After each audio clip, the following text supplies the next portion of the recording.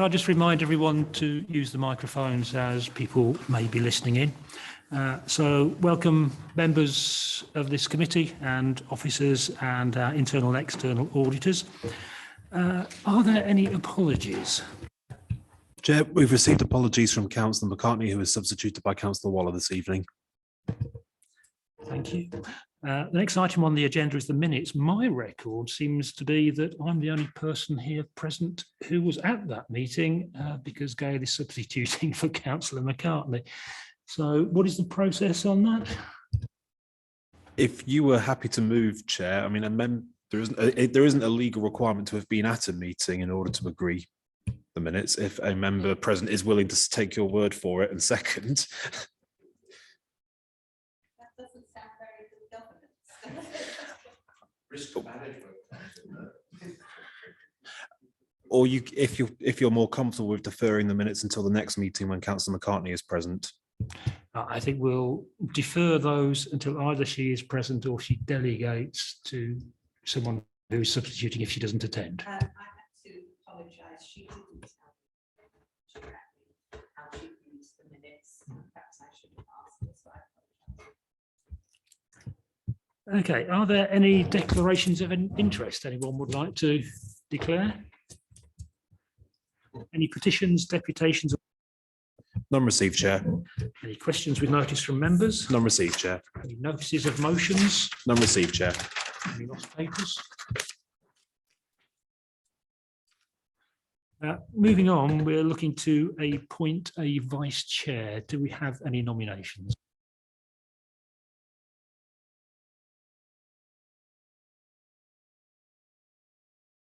To propose my learned colleague, Councillor Edward Baines, who is here in spirit.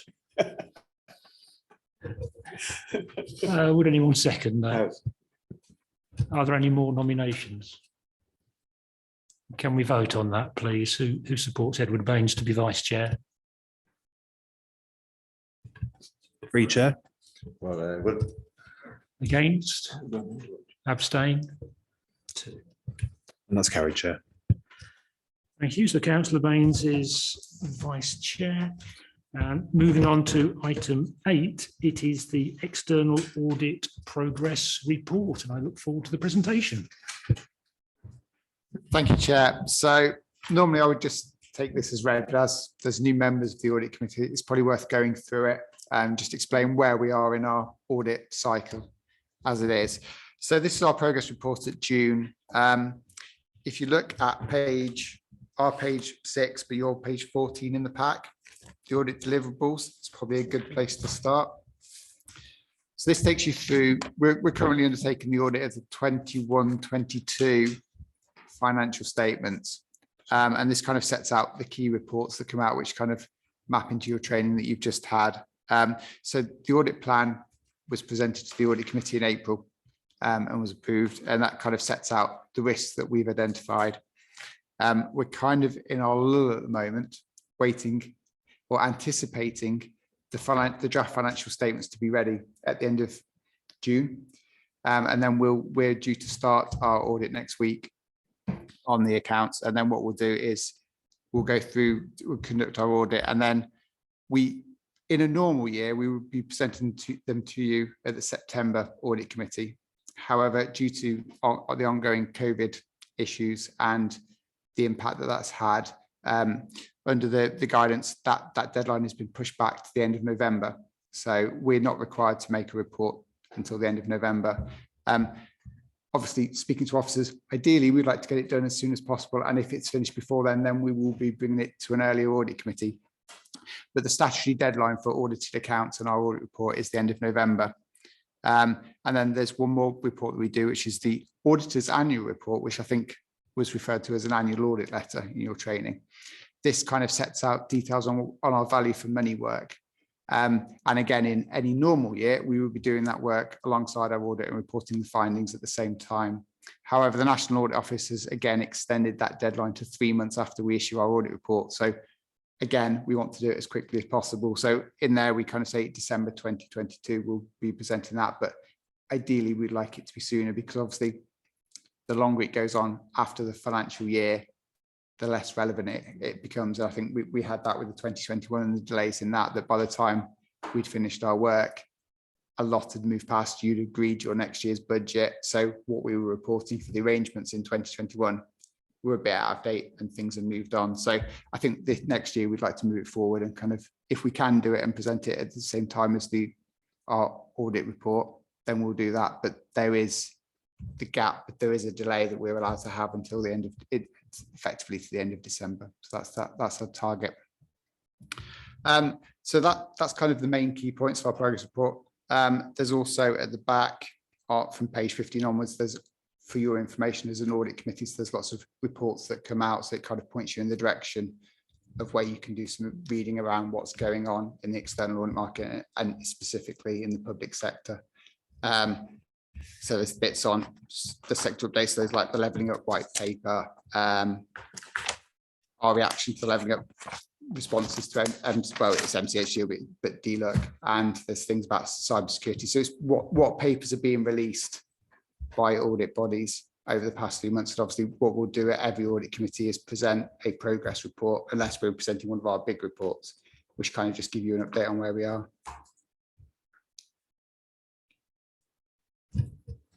So, questions or comments from members? I quite agree with Paul over there. If they can get it done the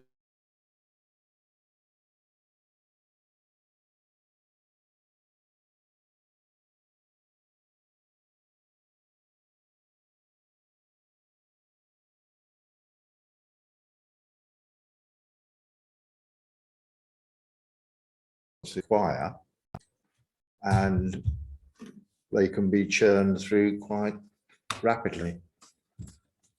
Yeah, so the draft accounts are due to be presented at the end of June. So that's kind of our starting point. So we start our audit after that, because obviously you need the figures to start auditing.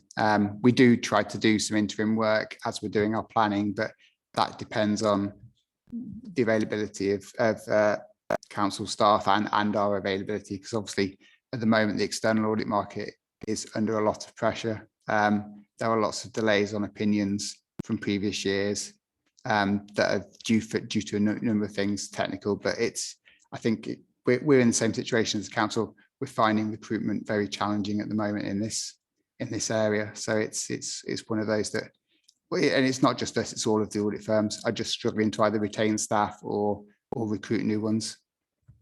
Saf. Yes, Chair. Just to give the committee an update, as Paul has referenced, we have a duty to publish the draft statements of accounts by the end of June, which we will achieve. The report highlights one issue that we've had in relation to close down, is in getting some external valuations which were due on our assets, and we've been let down by our provider on that matter. We are still compliant with the CIPFA Code of Practice. However, what I would say is that if we get the valuations that we are waiting and they suggest a material change to the value of our assets, then we will discuss that with the auditors. I'm quite prepared to adjust the accounts accordingly if we need to. So unfortunate issue, but it won't prevent us from proceeding as planned. Thank you, Chair. David. Yes, just so that I can understand, does the internal audit roll over every month? So it's a continuous process of, looking at, no? Are you looking at internal Okay. audit or external audit? Who's just done the report, David? Do you mean the external auditors who just reported? I was just trying.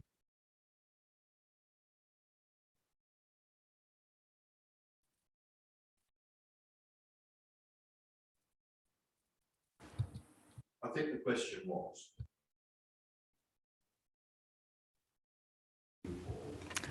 No. So we don't look at like the monthly management accounts or anything like that are produced. We do look at the monthly returns that go to scrutiny as part of our value for money work, but we don't do any auditing on them. Our main role is to audit your annual financial statements. So we don't, although we look at them, we don't do any detailed work on the interims. And I think I just want to pick up on what Sab said about the valuations. You're not alone, I think, is the answer with the valuations. Over the past few years, the scrutiny that external audit have put on fixed asset valuations has increased significantly due to our quality reviews that are done by the FRC. They have focused on valuations of properties, which is driven from the commercial sector. Obviously, there's a lot more implications in valuations in the commercial sector compared to the public sector, but the FRC don't treat an audit of a public sector body any differently than they do to a commercial sector.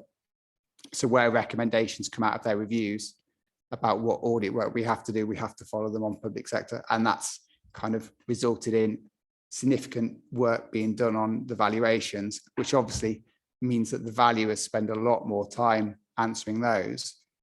And I think they're going through the same recruitment issues that it seems to be prevalent. There's just not enough valuers, but every public sector body, there's only a few valuers that will do it, and they're all under significant demand to get the valuations out. So you're not alone in having issues and getting evaluations for the year. Mr. Chair, one does wonder where all these workers have gone. Because if farming or farmers disappeared, as these other workers seem to have disappeared, we'd be going very hungry. I'm fascinated because it happens at airports and everywhere, and it's quite extraordinary. Anything else from anyone? Gail. I can answer partly William's question. If We not are if it's not a political currently, as answer, a yeah. nation, virtually at full employment. And if you're at full employment, you don't have spare people to go and work when there is an expansion in work. Sorry to bring up the subject, Mr. Chairman, but obviously I've just been put down by Gail and I won't reply. Not for the first time. Anything else new on these papers? No, I've got a couple then. So we've talked about the dates moving, and moving them is approved or whatever. On large page 12, it says intending to move the date subject to consultation to introduce secondary legislation. So are the dates we have to submit by actually moved? Are we certain of that? They most certainly have moved. Yes, they have. It has been approved. It's one of these that when we write these, it's subject to getting legislation through, and sometimes the government can be a bit slow in passing legislation. So we've like, for example, in the NHS, where they're transferring to integrated care boards, the statutory for that, which was they're supposed to go in the 1st July, was only passed last week. So it's one of those that we have to wait until it kind of goes through the due process. But yes, the dates have been changed. Right, thank you. That reassures me. On our large page 26, it talks about the role of the Audit and Risk Committee in monitoring the risk of climate change. And there's a huge document that I followed the link to. To what extent should we be concerned about that? It seems for the size of our organisation, it would almost take over audit and risk. I guess it's an emerging topic, I think, is the key message. And it's one that I think under our value for money arrangements, I think the NAO is keen to start looking at. It's not part of the guidance that they set out for us to undertake, but I think it's one of those that is on their radar, and they'll be asking us to kind of look into what are you doing to address climate change in the future. Thank you. David, that's raised you, hasn't Yeah, it? the situation with the climate change at the moment is it's with the Carbon Trust. It's been with them nearly a year now. So we'll hear about that once they've finished the report. All right, so I believe, oh, sorry, Gail. Thank you. I think we are a small organisation and there's only a limited amount we can do, but I think we need to be very diligent in noting what we do so that we can convey it to the auditors. So, for example, We all know, because we've been doing the exercise, we being members here, the issues and options document for the local plan has got questions pertaining to climate change about what we put in the local plan. And no doubt we will put things in the local plan, but we need to note that we've done it. And not just let it sit with our planning officers who are busily writing the local plan, and they obviously know. So it's making sure that somewhere we're capturing everything we're doing, even if it's being done within different departments or service areas.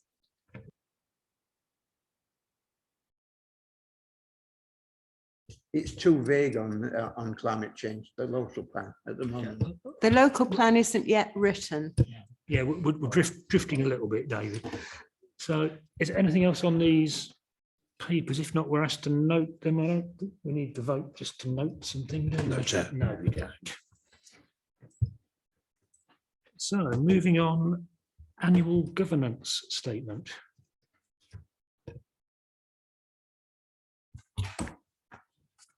Is that you? It is, Chair. It is. So we produced an annual governance statement. It gets included in our published statement of accounts. The auditors don't actually audit it. What they do is look at it and advise us whether it's consistent with their understanding of us as a council. So they don't formally audit it and give an opinion on it, but clearly if there's something in there that didn't accord with their understanding, they might point it out for the benefit of the committee.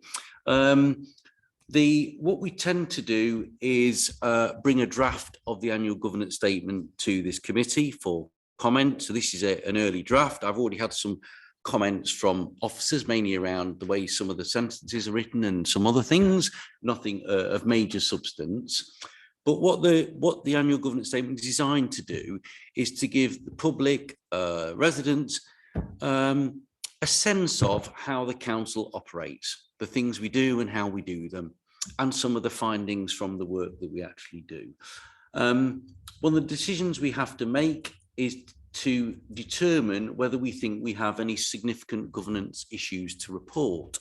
Now, members will be aware that we have had significant governance issues in the past. The last one was in relation to the Section 106 issue. I don't know if members can recall that. That was included in the statement with some associated actions to fix the problem, which were then implemented. This year, based on my knowledge, based on the reports of external audit, which haven't highlighted any issues, based on the work that Rachel will present next on the annual internal audit opinion, nobody has raised any issues with me or that I'm aware of that for me would signify including a significant governance issue in the draft statement of accounts. In the draft annual governance statement. So I invite the committee to pass comment. You don't need to do that tonight. You can look at it and send in comments to me. We won't be finalising this until much later in the year, but important for me that we write it now whilst things are fresh in our mind, and also give the committee an opportunity to spend a bit of time looking at it and pass comment. But in the past, I have had comments. Councillor Waller's made comments in the past and fed some stuff in, and we've subsequently amended the annual governance statement. So you're welcome to share thoughts with me tonight, or, you know, happy for you to do that offline and let me know in due course. And then later on in the year, in November or maybe earlier, as Paul has said, if we can get things done sooner, we'll bring a final version for you to formally approve. So at this point, Chair, I invite comment from the committee as to whether there's anything they'd like me to change, revisit, look at, etc., etc. June. There's a couple of typos, but I'll just send them to you. Is that okay? Yes, Gail. Would you indulge me, please, Chairman? Thank you. I'd like to do my typos now. I'm struggling seeing at the moment. I'm going through Well, I've got one as well. my bad phases, and I really don't want to do a track change. Thanks. Can I start by saying, no, you want to listen to this, Sav? I am. No, not me typing. typos, what I'm about to say. Oh, right, sorry, I'm just looking for a hard copy. If you're going to point out typos, to me, I would like a hard copy of the document. Difficult for you to do. Got this one. Oh, sorry. Am I declining council costs? Obviously, and I'm just so highly delighted. I will give you back for the next agenda. Don't worry. I understand. I suppose it'd be more sensible actually, if you had my copy where I've marked them at the end of the meeting. I'll have to do that, that's all right. But you might want to follow it through on that one because it may be that I've misunderstood. Okay. Right, my covering statement is it's very welcome to read a report that, generally speaking, is clear, straightforward and tells the story. So jolly well done on that. There were one or two places with jargon, but nowhere near as many as I've often seen in RCC reports.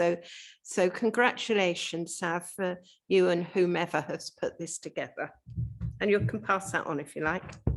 Right, paragraph 1.8.3, about 2/3 of the way down, it says, however, but it.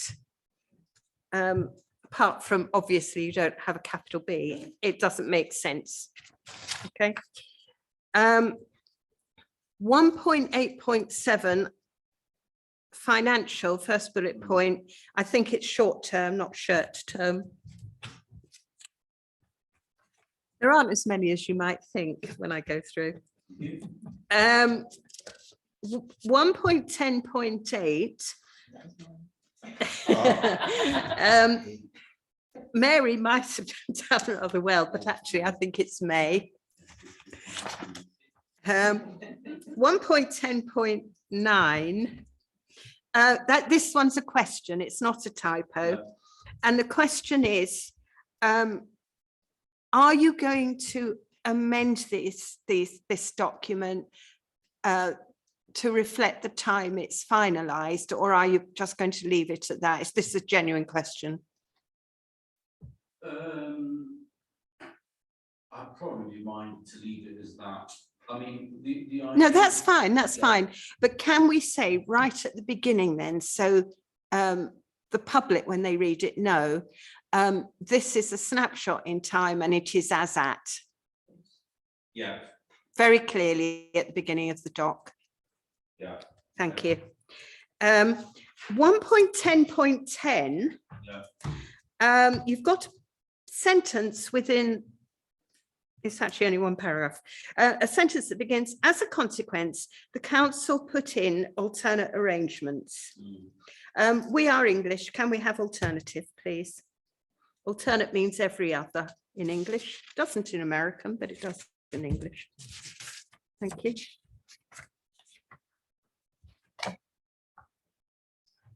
I also, in 1.17.1, you can see it's not every page by any means. I was going to say, I got a little bit confused because when you were talking about the complaints, you compared 2 years and then you gave more detail that clearly only pertained to one of the 2 years. So could we have just a bit of clarity, either give all the detail for both years or simply say we don't have the breakdown yet? I mean, I'm quite relaxed either way. I just think. Yeah, I think the breakdown refers to 2021 and it really should focus on 21-22. I think it does as well. I think officers are just over one number of complaints alleged complaints against councillors. So. Yeah, but so many of them are unfounded. But in any case, could that one be clarified, please? Thanks. 1.19.3. I didn't understand the first sentence because I don't understand what support out onboarding means. Should say our, yeah. Well, I don't know what onboarding means. Onboarding, yeah, it means induction really. So why don't we say induction? Onboarding is not English. It's a compound of a, oh, I wish Edward was here and he'd get the language right for me. It's a compound of a noun made into a verb along with a, can't think of the right word. I think it would, yes. And similarly, can we have learning library explained, please? Because a library is a place where one should do learning. Are we talking about a physical space where people can go and get books to help them do their job? Or are we, which I suspect it is, a series of online training courses? Right, okay, yes. And it's simply that, you know, if the public are reading this, they don't want the latest HR jargon. They want to understand it. Reword that, thank you. Now, 1.19.4, there's a reference to commissioning work through Bailey and French. That's fine. I haven't got a problem with that. Yeah. This is a question, a genuine question. Is this costing us a lot of money? Because East Midlands councils do some of similar training or training with the same topic headings and don't always charge. And that's a question that Karen might want to look into. It's not to do with governance specifically, the report. There was just something that came to my head. Are we getting value for money, in other words?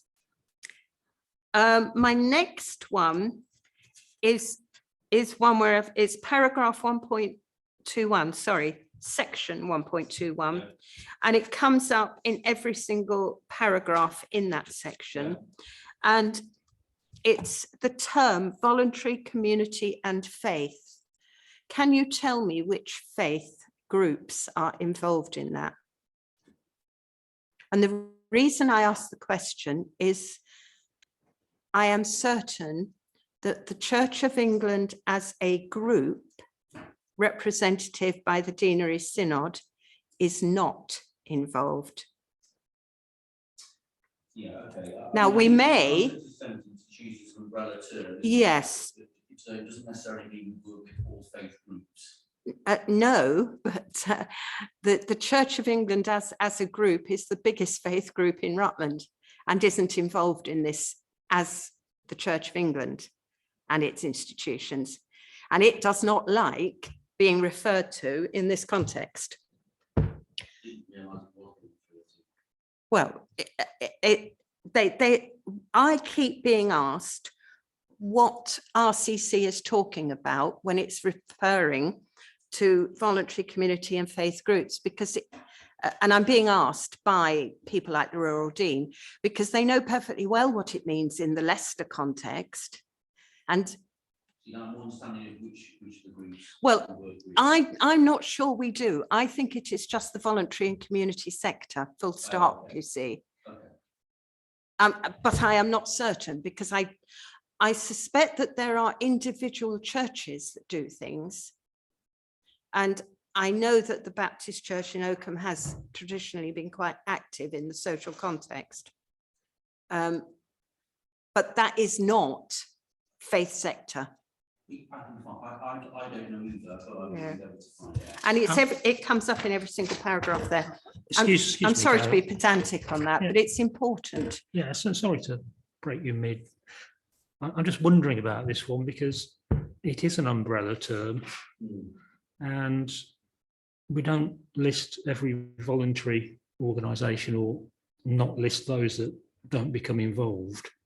Yeah, we do in a sense, because we say it's all through the CAB at some point later on. I mean, clearly, there's different ways of writing this sentence. You could say we work closely with, interested parties, for example, which we did during COVID to get people medicines and stuff like that. So there's different ways of writing it. Clearly, it's been written in this way, but we can endeavour to find out whether that is the right term to use. Or It only has to be several members of the voluntary community and faith sector. That'll No, do, won't it? no. We're not going to isolate in some. No, it is a technical term. The faith sector is a technical term.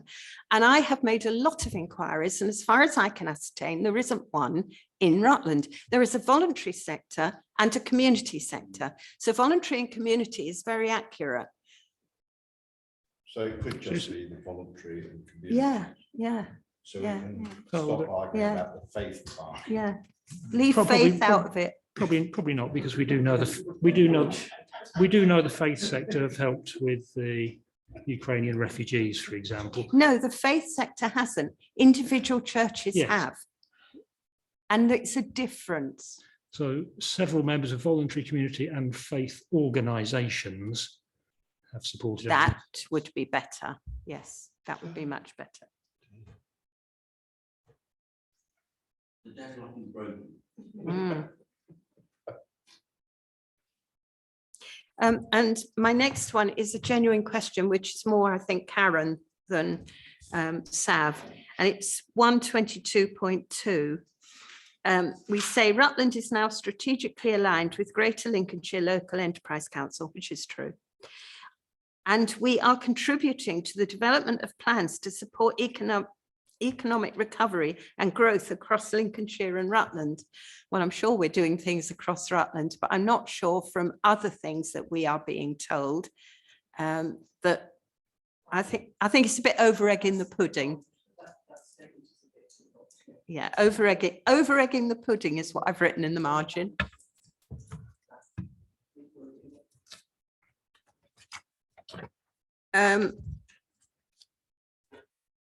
Sorry, my next one, when you do come to look at mine, the council's 3 political groups on 1.24.3, as you're going to say it's a point in time, that's fine, so you can ignore that. I'll write ignore in the margin. Yeah. It changes from week to week, doesn't it? Yeah, it Yeah, you're struggling. Think how we feel as these group leaders. On 124.4, the group referred to doesn't meet monthly, although it did for the first 2 or 3 months. I wonder, I mean, I do understand it's a point in time, but I wonder if it could be worded slightly differently, somehow reflecting that it is an evolving group and it's, I don't know, but it definitely doesn't meet monthly. It's not met for 2 months. It hasn't met for 2 months at this point in time. As appropriate. As appropriate. We're driven by the agenda, the agenda of the local plan, that is. The evolving element sounds like looking for a new guitarist. No, just say it meets as appropriate. That will do. That will do.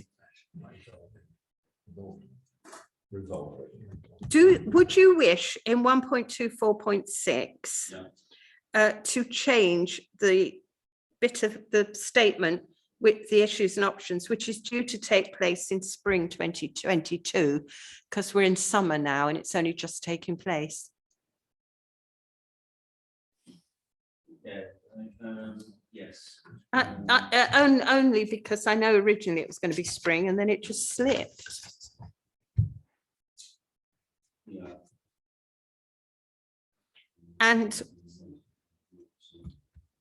my oh no, it's not my final one. I've got a couple more. Nearly my final one. Penultimate, 1.35.3, the table. One of the, this is a table of projects that have been delivered. I think the reference to the one public estate, St George's, including HIF, is slightly misleading insofar as it wasn't finally delivered because we rejected it as members, the HIF money. I think it may need slightly. Okay. On 1.37.2, can we say in the first line, in January, Ofsted undertook, can we say which year, please, just for clarity? Oh, that was the. I'm getting a bit confused between me 20s, 21s and 22s. It was. Yes. Yeah, just for clarity. Yeah, fine. And the last bullet point in that paragraph, I think something might be missing. Yes, you're probably right.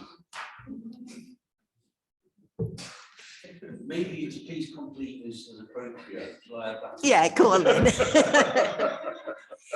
Thank you for your Chairman. Thank you for your indulgence. I've finished. That's absolutely fine. You covered my point and you've covered June's point as well. Thank you. Anything else on this particular paper? Next time, I'll bring my papers. Sav, what do you need from us at this point? And can you tell us what happens next? Well, what happens next is I've had a few comments from officers. I've now had some comments from this committee. I will revise the document. If anybody's got any subsequent comments, then please let me know. But I will effectively, it'll come to you again for formal approval later on in the year. I'm hoping at that stage it reflects everything we've discussed tonight, and therefore we'll be able to approve it relatively without having the same type of debate we've had this evening. If there are any material issues, we really ought to get them out of the way sooner rather than later.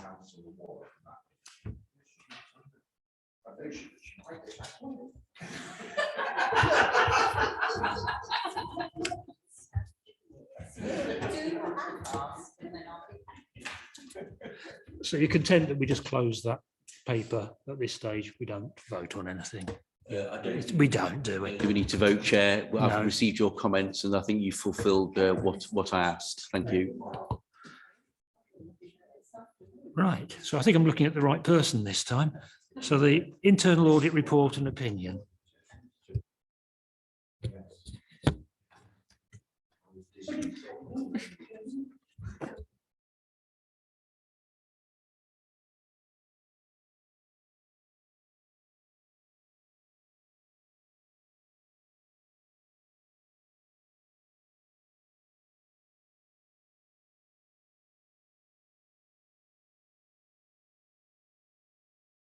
Which should inform your annual governance statement. Ideally, that would have been good to go through this before the last item, but you'll have seen that this report has been quoted within that draft AGS. So it's one of your key sources of assurance over the effectiveness of your governance, risk and control framework over that financial year. So that should give you a key source of basis on which to inform your annual governance statement. So the appendix provides a full copy of the report. So I'll just take you through some of the key elements of the report. So my full audit opinion is provided on pages 69 of your papers this evening. So I have given an overall opinion of satisfactory assurance for the council for the financial year. And just to put that into context, that is consistent with the opinion that I've given in previous years for Rutland. It's also consistent with other councils within the group that I work in terms of the assurance I've given in the last year and the last recent years as well. So it doesn't highlight any areas of significant concern. The rest of the report sets out the basis for that opinion. So it talks about the areas that we've covered in terms of financial control assurances, how risk management has operated in our audit that we did on risk management in 21-22, which gave a good level of assurance.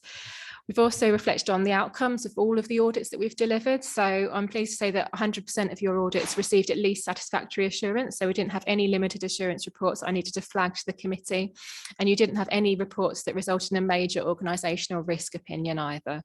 There were some that resulted in a moderate organisational risk, and those are reflected within the report, but those haven't impacted on my assurance opinion that I'm bringing to you this evening.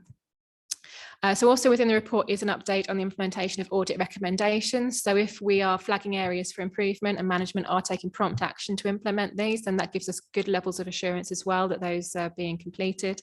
So of those that were due for implementation, 85% have been completed during the year, and I've provided you with details of those which are overdue, and they will be continued to be followed up as part of progress reports that I'll bring back to this committee as well.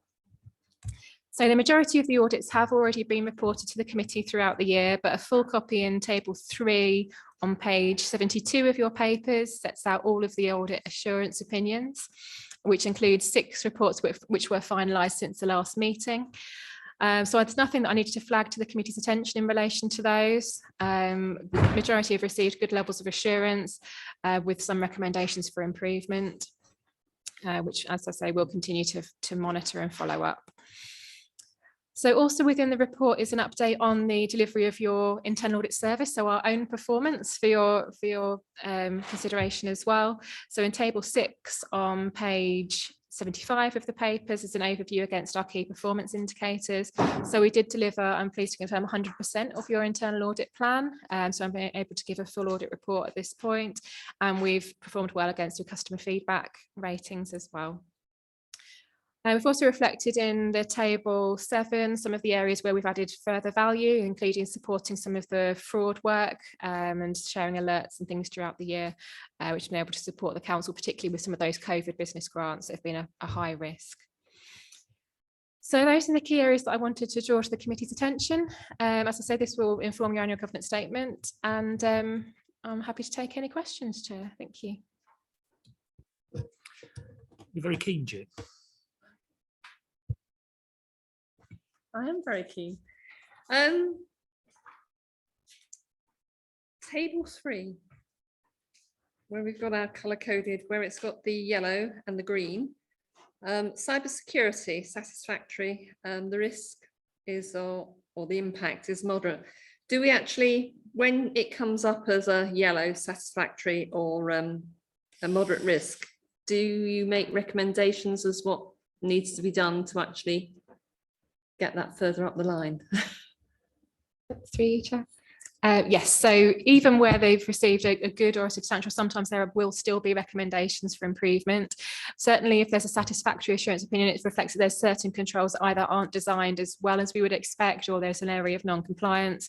So there certainly would be recommendations in those areas. Just to reflect on the one that you mentioned around cybersecurity, we're given a moderate organisational risk, and I think that really reflects the fact that the nature of this risk, and I think it is a high risk for all organisations. It was an area that we discussed at one of the previous audit committees when this was finalised, and I think it's an area where the council is doing a great deal of work and is working with the National Cybersecurity Centre and really investing some additional grant money that's been given to really make our systems as robust as possible at the council. I believe there will be some updates for the committee later in the year on that, so hopefully you'll get some assurances around that area in particular as part of risk management reporting as well. So as I say, that's the reason for that moderate assurance at the time of this audit. I wasn't sure if it was what you meant, June, but I've sent you the final report if you haven't seen it. Gail. Just a question around risk and cybersecurity. It's technical, really. Are you just looking at the technical processes, or are you thinking about the human interface with the technical processes?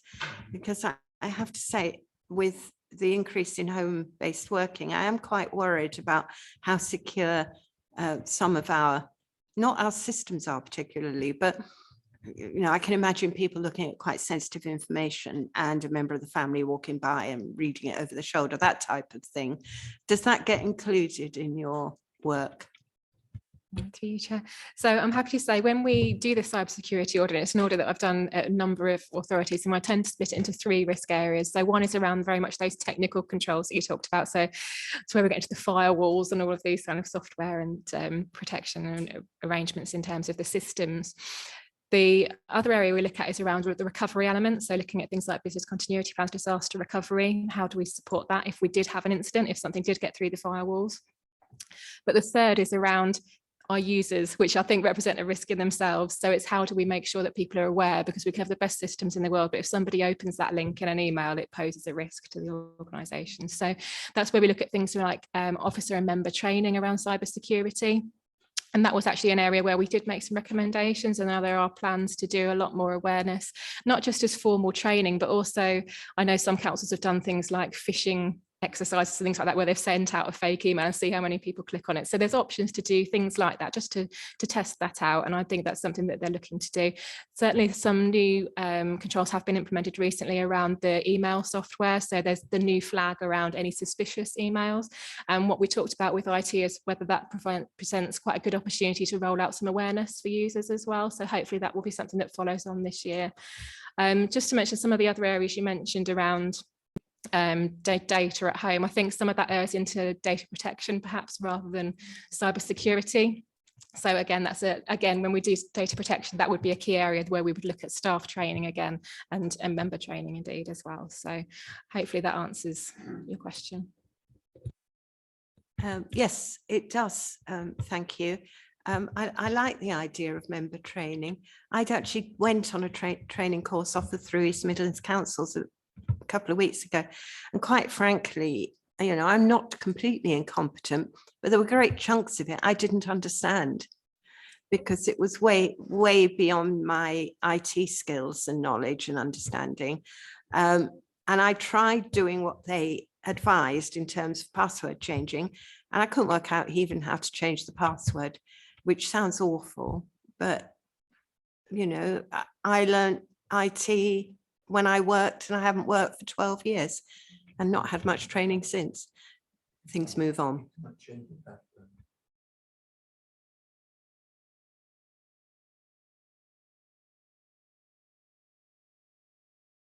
June. There are some courses, or there is a sort of like program that you can send out to people that they actually take it and they answer. It's a sort of like a 10-minute test. And then it comes back to say how good or how bad they are and where people need certain training on, which I think is quite competitive. And it just gives you bite-sized 5-minute training courses, so you don't fall for phishing and that type of thing. Yes, thank you, Chair.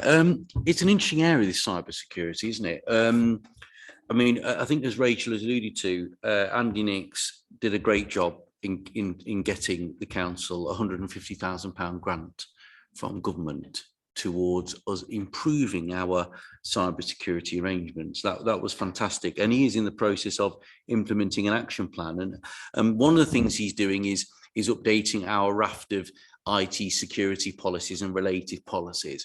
And actually, the issue came up yesterday, and we talked about when those policies are refreshed. I think when we do after next year's election, as part of member induction, I think we'll have a specific focus on that. We talked about whether we might do it later this year or wait, but we're still thinking about that. But definitely we would cover that as part of a future member induction. And there are other improvements that we're making around. I think you've highlighted it in relation to, and I didn't realise it was happening myself, but I suddenly got an email that said, you've had a suspicious email. Do you want us to delete it or release it? Have you had that? Again, we have had instances in the council where people have clicked on links and stuff, which has then caused issues. So again, that's an added layer of protection for us. So there is a raft of work going on. And what Andy will do later on in the year, we said it was really as an extension of the work we do on risk management, because business continuity risk and this issue of cybersecurity is one of the underlying triggers there.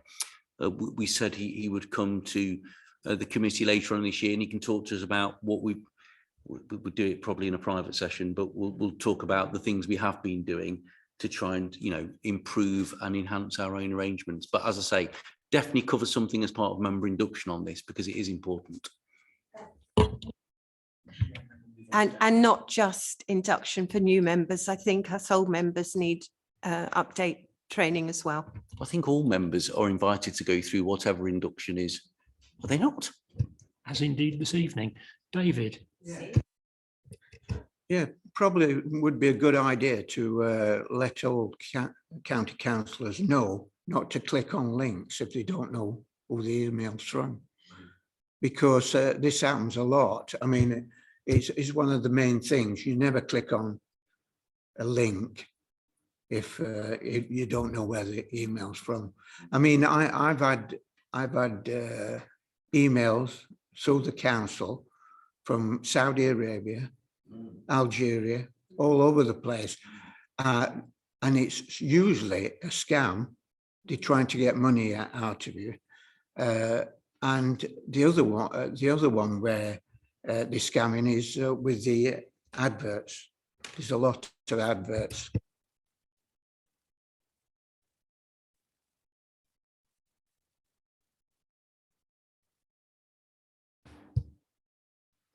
Anything else on this paper? No. And this one is. I do like the comment from Gail where she said that the older members need updates.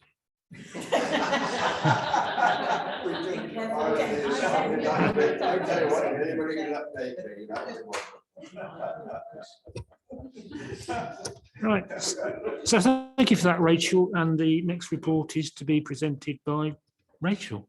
That's back to me. Thank you, Chair. So this is just a short report, really, just to talk about the current year's internal audit plan for 22-23. So we are progressing, and all of the audits that had been scheduled for Q1 are now either in advanced stages or progressing well in terms of field work. So I was conscious that we've got new membership on the committee, so I wanted to make sure that you had a copy of the internal audit plan, which is provided on pages 83 and 84 of your pack. So you can see what we are currently working on and what we've got coming up. So as I mentioned, the audits that had been planned for Q1 included corporate parenting. That was at a draft report stage at the time of producing this report. That has now been finalised. So we have now finalised the first audit of the year. We're also progressing well with the My Care Services review and the Safer Recruitment in Schools work. The last piece of work on that is due to be completed this week. I'm really pleased on that we've had engagement with a local academy trust as well, who've worked with us to do a number of audits with them. Obviously, we have charged for that because it's outside of the maintained schools, but I think it gives us some assurance as an authority that the children being placed at schools in Rutland are being subject to safer recruitment procedures. The audit plan, as I say, sets out where we are at. We've also made an early start on one of the Q2 audits, which was on taxi licensing. So in summary, we're progressing well with the audit plan, and we'll obviously report back to you at subsequent meetings on the outcome of all of the other audits. And that's just a quick run through, Chair. Thank you. For the benefit of new members and perhaps me returning, can you explain the difference between a draft report and a final report and how it gets to that stage? Absolutely. So just running through the stages, it's useful actually to have a refresh on this. So on table 1, we obviously talk through the different stages. Planning fieldwork stages are obviously self-explanatory. Once we've completed the fieldwork, we do then have a clearance meeting with the relevant managers and talk through what we've found, any gaps, anything else that we need to resolve before we produce our report.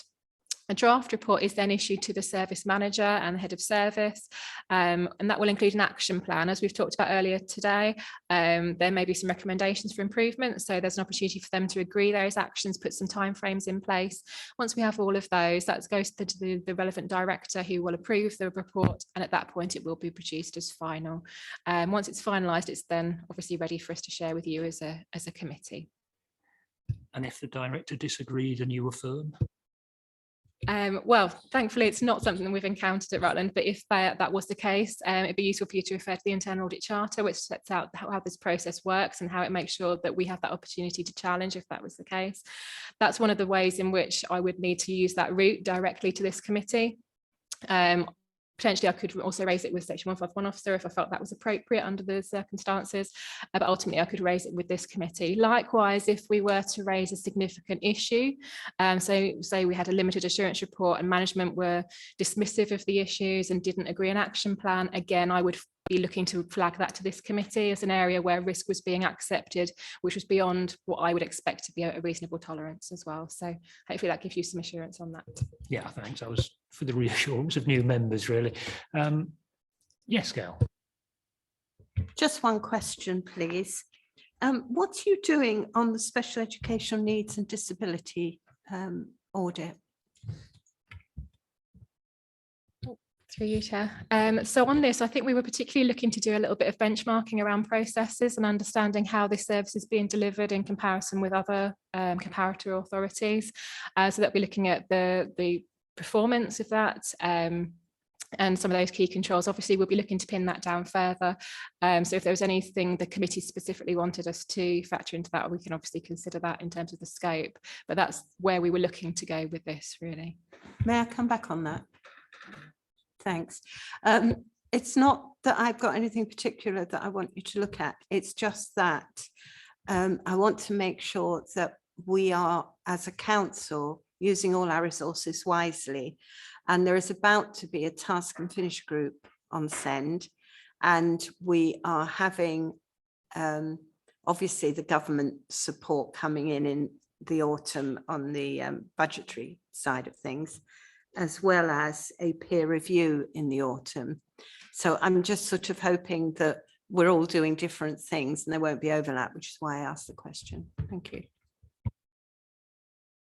No, I think Councillor Waller raises a good point. I attended yesterday with Dawn Godfrey's, our Director of Children's and Education.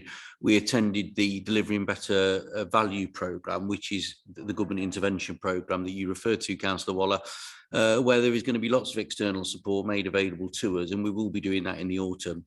And you are right, there is a lot of activity in this area, and we must make sure that this, I mean, I'm looking forward to for us to be part of the Delivering Better Value programme, because these experts and support have been in to support other authorities and help them move their practice forward. So for me, it's absolutely sacrosanct that we engage with that fully, and we have the time to do what we need to do to engage as part of that programme. So of course, more than happy for others to look and have audits on these things. But I think you're right. We've got to make sure we've got the right balance. We don't want to be suffocated through serving reviews when I think one of the most important ones is that Delivering Better Value programme, because they're going to throw resource at it and money at it. And it's an area where most authorities are struggling with demand in other areas. So if there are people out there who can promise to significantly help us, it'd be silly of us not to listen. So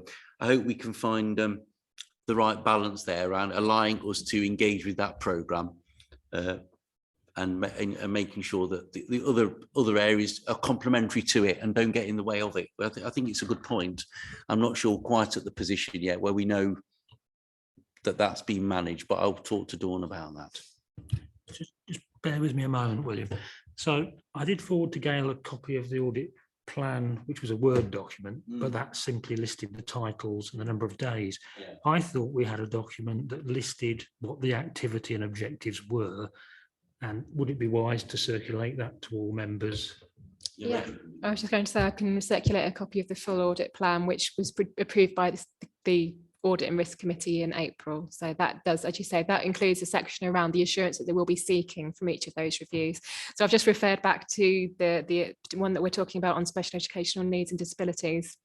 And the entry, for example, on that is around providing assurance over compliance with expected timeframes for assessment and review of EHCPs, and to include benchmarking against comparator authorities. So that gives you a bit more of a feel, I suppose, around the reason for that, and also links to the risk register as well. So I'm happy to circulate a copy of that if that's helpful.